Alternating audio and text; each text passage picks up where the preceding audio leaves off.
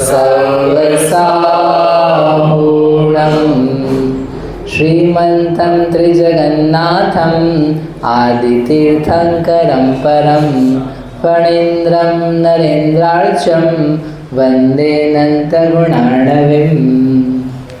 परमागली ग्रंथ श्री आदि पुराण है, जिसमें आदिनाथ भगवान की पूर्व भव का और वर्तमान भव का सुंदर वर्णन है। तो वज्र सेन तीर्थंकर के पुत्र हुए वज्र नाभि इसी जम्बूद्वीप में, है ना। एक तीर्थंकर के घर में दूसरे तीर्थंकर, अगले जगह के तीर्थंकर। तो उनको वैराग्य हुआ था, वैराग्य होकर वो दीक्षा के लिए गए थे, वस्त्राभूषण त्याग दिए थे, पंचमुष्टि के स्नोच करके सिद्ध भगवान को नमस्कार करके स्मरण करके उन्होंने क्या ली, दीक्षा ग्रहण करी। किसने? पिताजी ने, वज्रसेन तीर्थंकर ने। एक सहस्राय लेलार दीक्षा कीनी अंगीकार, अब सो मौन सहित तीर्थेश विचरे निर्जन वनपुर देश।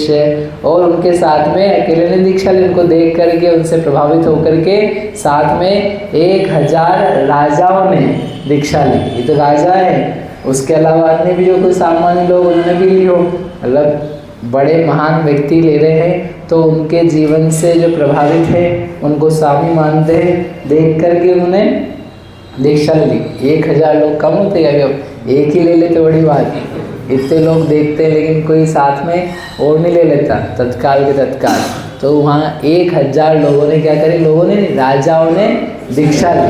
और दीक्षा लेकर के फिर उन्होंने क्या किया, अब वो मौन हो गए। जो तीर्थंकर भगवान हैं वह जैसे ही दीक्षा लेते हैं, दीक्षा लेते से ही मौन व्रत स्वीकार कर लेते हैं, कुछ भी बोलते नहीं हैं। कोई बीच में प्रवचन, उपदेश, आशीर्वाद कुछ भी नहीं। क्यों ऐसा करते हैं? प्रवचन देना चाहिए ना, लोगों का भला हो जाएगा। कि देंगे ना, थोड़े दिन बाद देंगे। जन्म ही इनका प्रवचन के लिए हुआ है। तीर्थंकर का जन्म है, उनकी इतनी महिमा क्यों है, उनकी इतनी पूजा क्यों है? उनके प्रवचन के कारण से। ये भगवान महावीर को अपन अलग से क्यों पूजा करते हैं? बहुत सारे लोग मोक्ष में गए हैं, हाँ, तो ऐसा क्यों करते हैं? क्योंकि उनका प्रवचन होता है, उनके प्रवचन के कारण से। जिनके प्रवचन नहीं होते हैं तो उनकी विशेष पूजा नहीं होती।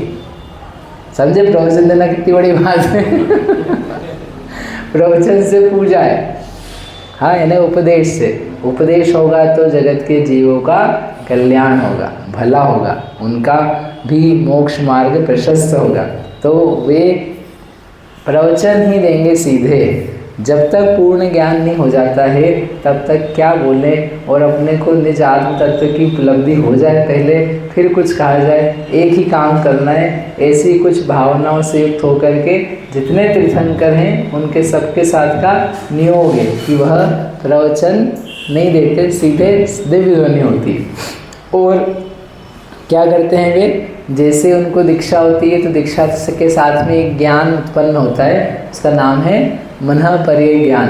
दूसरे के मन में क्या चल रहा है इस बात का ज्ञान हो जाता है। ज्ञान करना चाहे तो हो सकता है, आप सामने बैठे हो, दूर बैठे हो, एरिया में हैं, तो उनके मन की बातों का, कि मन में इसके क्या विचार ज्ञान चल रहे हैं।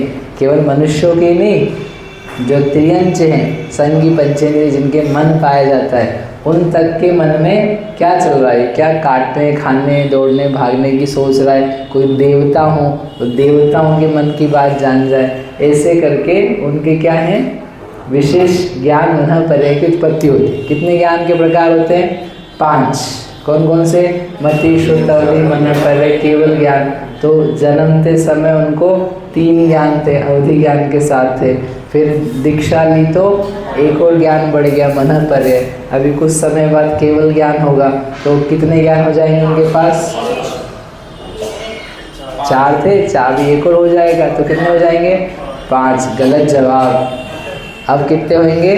1। अब केवल ज्ञान। अब एक छुटपुट ज्ञान नहीं है, अब एक इतनी बड़ी रिद्धि है कि उसके आगे सब रिद्धियाँ बोलनी है। तो वो सब गायब होकर के वो उसी ज्ञान के प्रकार थे छुटपुट, अब तो पूरा ही हो गया। तो अब मति ज्ञान है क्या? अब दूसरे के मन की बात जान सकते हैं क्या? केवल भगवान मन परे ज्ञानी होने थे, अब केवल ज्ञानी बन गए। तो मन परे ज्ञानी क्या होते हैं? दूसरे के मन की बात जान सकते हैं। तो भगवान दूसरे के मन की बात जान सकते कि नहीं? जान सकते कि नहीं? हाँ कि ना? नहीं, जानते ही हैं। जान सकते नहीं है, जानते ही हैं। जानते ही हैं। दोनों में कितना अंतर है? कैपेसिटी होना और उसका यूज होना, उनको तो जानना ही है। हर वस्तु को निश्चित तौर पर स्पष्ट रीति से जानते ही हैं। इसलिए अब वो जो सकने वाले ज्ञान थे, ये जान सकते हैं, ये जान सकते हैं, ये नहीं जान सकते, ये सब बातें खत्म हो गई। अब तो जानते ही हैं, ऐसा केवल ज्ञान होता है। तो वो एक ज्ञान रह जाता है। तो गणित हमारा ऐसा है, 3 ज्ञान थे, फिर 4 ज्ञान थे, फिर और ज्ञान बढ़ा तो 5 नहीं हुए, पीछे आ गए। एकादिनी भाज्यादिनी युगपदेकस्मिन्ना चतुरभ्यः, 1 से लेकर के 4 तक ज्ञान होते हैं। 5 ज्ञान तो किसी को भी नहीं होते हैं। ये 5वां ज्ञान संपूर्ण ज्ञान होता है। और फिर वे विचरे, उन्होंने विहार करना प्रारंभ किया, उपवास लिया, उपवास करने के बाद में विहार आदि करना प्रारंभ किया। वन में, पुर में, नगर में, देश में, ग्राम में, ऐसे वे विहार करते हुए रहते थे। और घोर तपस्या करते, आगे पढ़ते, घोर तपस्या करते भय ध्यान थकी भव भव अगदहे, अब सो वजना भी मेरा धर्म तनित सेव करार। और वे मुनिराज तो अलग अलग जगह विचरते हुए क्या कर रहे हैं? ध्यान कर रहे हैं, तपस्या कर रहे हैं, विचार कर रहे हैं, एकासना क्या, अनशन कर रहे हैं, व्रत कर रहे हैं, और काय क्लेश वृत्ति परिसंख्यान ऐसे नाना तपों को करते हुए जगह जगह जा रहे हैं। ये इनका विहार चल रहा है अलग। और इधर राज्य कौन देख रहा है? वज्र नाभि, उनके जो पुत्र थे वे धर्म रीति से देखेंगे कि कुछ तो भी काम करेंगे। अब अच्छी जगह, इनको तो आगे आगे बढ़ना है ना, अब पीछे नहीं है। तो ऐसे अधर्म अन्याय नहीं चलेगा। अच्छे न्याय नीति से, निपुणता से प्रजा की रक्षा करते हुए, अपनी रक्षा करते हुए, अपनी आत्मा के परिणामों को संभालते हुए वे सब राज्य कर रहे थे धर्म के साथ में। व्रत अरुशील दान शुभ जान, करे सुनित जिन पूज महान, नाना विध सुख पुण्य पसाय, भोगे सुख में मगन रहाय। और वे राजा व्रत से शील दान इनको शुभ जानते थे। क्या क्या लिखा? व्रत, शील और दान। व्रत यानी 5 अणुव्रत, शील यानी गुण व्रत, शिक्षा व्रत जो व्रतों को सपोर्ट करे, शील के व्रत कहलाते। और जो दान है, दान धर्म से युक्त होकर के जीवों के ऊपर दया वाला दान और भक्ति से दिया जाने वाला आहार आदि दान, उनसे युक्त होते थे कि भाई शुभ है ये। जिन्हें भगवान की वो पूजा करते थे। सोचो आप, सामान्य बात नहीं पूजा करना, सब जगह लिखा। वे जो तीर्थंकर बनने वाले हैं और जो स्वयं अभी तीर्थंकर के पुत्र हैं, राजा हैं इतने बड़े, ऐसे बड़े राजा भी क्या काम करते हैं? भगवान की पूजा करते हैं, व्रत लेते हैं, शील का पालन करते हैं, दान देते हैं। ये जो अपन करते हैं कोई सामान्य काम नहीं है। भगवान की पूजा के भाव होना यानी हे प्रभु, कोई जगत में आप जैसे लोग जो महान हैं, हम ही महान नहीं हैं। जो महंत राजा हो वो क्यों किसी की पूजा करेगा? वो क्यों किसी के आगे सिर झुकाएगा? और फिर आजकल के जैसे युग हो विज्ञान जैसे, जहाँ पर भी भगवान की तो पता ही नहीं लग रही कि है भी कि नहीं है, तो उस समय में जाकर के नमस्कार कर पाना, गर्व जिसका कम हो, घमंड जिसका कम हो, वो भगवान के आगे हाथ जोड़े, सिर झुकाए, नमस्कार करे। अन्यथा तो सब अपने अपने राजा बने रहते। तो वो इतना बड़ा राजा, वो भी क्या करता था? नित्य दीपक भैया क्या करता था? पूजन करता था, दान देता था। और अनेकों प्रकार के, ये तो धर्म के काम थे, लौकिक सुख भी अनेकों प्रकार से उसे प्राप्त थे। वो उन सुखों में घूमना फिरना, खाना पीना, दृश्य देखना, नृत्य, गीत, संगीत, उन कार्यों को करता था कि बस पूजा ही करता रहता था।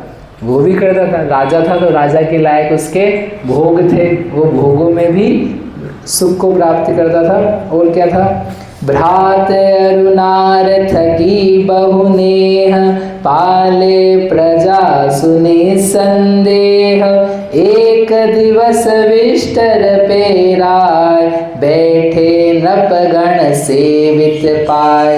और अपने भाइयों के साथ, बंधुओं के साथ, पुत्र पत्नियों के साथ वो उसका समय राज्य में ऐसे बीत रहा था। और फिर एक दिन, ऐसे अनेक समय वर्ष बीत गए, एक दिन की बात है, सभा में बैठा हुआ था, तब एक घटना घटी। दो पुरुष आए तिसवार, दो लोग आए, नम के मुख से वचन उचार। उन दोनों पुरुषों ने आकर के नमस्कार किया और खुश होकर के उन लोगों ने अपनी बात कहना चालू करी। हे राजन तुमरे जो तात, घात कर्म को कीनो घात, तीन जगत में दीप समान, उपजायो सो केवल ज्ञान। हे राजन, जो तुम्हारे तात हैं, कौन? वज्रसेन तीर्थंकर जो मुनि हो गए थे कुछ वर्ष पहले, आज उनके महान अतिशय पैदा हुआ है, घातिया कर्मों का घात करके महान अद्भुत तीन लोक का प्रकाश करने वाला केवल ज्ञान रूपी सूर्य प्रकट हुआ। बोलो तीर्थंकर वज्रसेन भगवान की। सोचो, आपको एक समाचार देने वाला कोई आदमी है ऐसा, भगवान को केवल ज्ञान हुआ है, भगवान केवल ज्ञान हुआ है, वो भगवान कोई और भी नहीं है। और प्रीति तुम्हारे पिता है, सोचो अपने पिताजी को केवल ज्ञान हो जाए, वो मोक्ष जा रहे हो तो कैसी खुशी होगी आप।